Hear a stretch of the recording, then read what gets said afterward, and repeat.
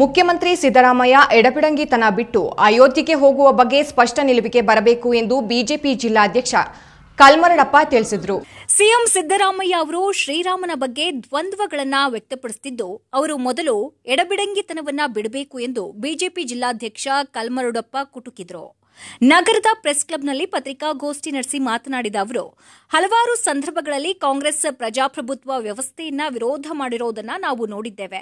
ಅವರ ನಿಲುವು ಅವರಿಗೆ ಅನುಕೂಲವಾಗುವಂತಹ ಸಂದರ್ಭದಲ್ಲಿ ಪ್ರಜಾಪ್ರಭುತ್ವ ಅಂತಾರೆ, ಬೇಕಾದ ಸಂದರ್ಭದಲ್ಲಿ ಅಂಬೇಡ್ಕರ್ ತರ್ತಾರೆ, ಚುನಾವಣೆಯಲ್ಲಿ ಅಂಬೇಡ್ಕರ್ ಅವರನ್ನೇ ಸೋಲಿಸುತ್ತಾರೆ, ಪ್ರಜಾಪ್ರಭುತ್ವ ಎನ್ನುತ್ತಾ ತುರ್ತು ಪರಿಸ್ಥಿತಿಯನ್ನ ಜಾರಿ ಮಾಡ್ತಾರೆ. ಈ ರೀತಿಯಲ್ಲಿ ಬೇಕಾದ ನಿಟ್ಟಿನಲ್ಲಿ ಕಾಂಗ್ರೆಸ್ ಕೆಲಸ ಮಾಡುತ್ತೆ. ಈ ರೀತಿಯ ಡೊಂಗಿ ಕೆಲಸವನ್ನ ನಿಲ್ಲಿಸಿ ಪ್ರಜಾಪ್ರಭುತ್ವದಲ್ಲಿ ಚುನಾಯಿತರಾದ ಅವರು ಅವರ ಕರ್ತವ್ಯವನ್ನ ಸರಿಯಾಗಿ ಮಾಡಬೇಕು ಎಂದರು.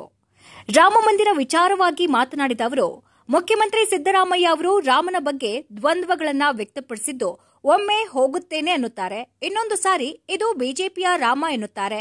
ಈ ಎಡಬಿಡಂಗಿತನವನ್ನ ಬಿಟ್ಟು ಸ್ಪಷ್ಟ ನಿಲುವಿಗೆ ಬನ್ನಿ ಎಂದರು. ಅಯೋಧ್ಯೆಯಲ್ಲಿ ಬಾಲರಾಮ ಪ್ರತಿಷ್ಠಾಪನಾ ಕಾರ್ಯಕ್ರಮವನ್ನು ಈ ದೇಶದ ನೆಚ್ಚಿನ ಪ್ರಧಾನಮಂತ್ರಿಗಳು ಮತ್ತು ಸಾವಿರಾರು ವರ್ಷಗಳ ಹಿಂದಿನಿಂದಲೂ ಕೂಡ ಅಯೋಧ್ಯೆಯಲ್ಲಿ ರಾಮಮಂದಿರ ನಿರ್ಮಾಣ ಆಗಬೇಕು ಅಂತಕ್ಕಂಥ ಕನಸನ್ನು ಇಟ್ಕೊಂಡಿರ್ತಕ್ಕಂಥ ಹಲವು ಹಿರಿಯರ ಹೋರಾಟದ ಪ್ರತಿಫಲವಾಗಿ ಅದು ಅಶೋಕ್ ಶಿಂಗಾಲ್ರು ಒಳಗೊಂಡು ಲಾಲ್ ಕೃಷ್ಣ ಅಡ್ವಾಣಿಯವರು, ಮುರಳಿ ಮನೋಹರ್ ಜೋಶಿ ಇತ್ಯಾದಿ ಪ್ರಮುಖವಾಗಿರ್ತಕ್ಕಂಥ ಹಲವಾರು ಹೆಸರುಗಳ ನಡುವೆ ನರೇಂದ್ರ ಮೋದಿಜಿಯವರು ಕೂಡ ಆ ಸಂದರ್ಭದಲ್ಲಿ ಹೋರಾಟವನ್ನು ನಡೆಸಿದಂಥವರು.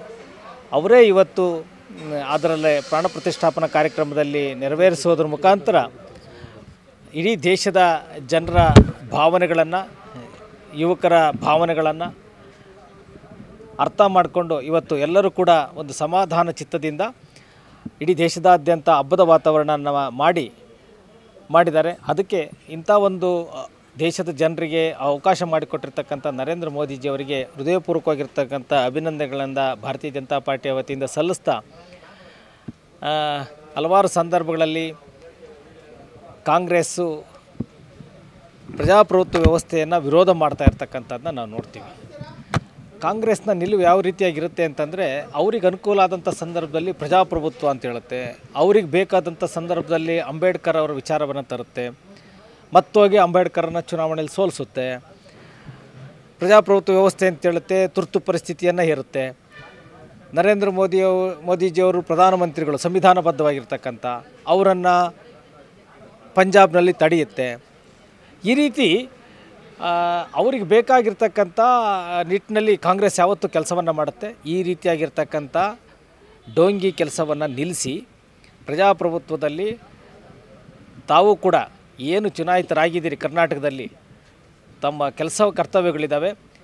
ರಾಮನ ಬಗ್ಗೆ ದ್ವಂದ್ವಗಳನ್ನು ವ್ಯಕ್ತಪಡಿಸ್ತಕ್ಕಂಥದ್ದು, ಒಂದು ಸಾರಿ ಹೋಗ್ತೀನಿ ಅಂತ ಹೇಳ್ತೀರಾ ತಮ್ಮ ಮುಖಾಂತರನೇ, ಇದು ಇನ್ನೊಂದು ಸಾರಿ ಇದು BJP ರಾಮ ಅಂತ ಹೇಳ್ತೀರಾ.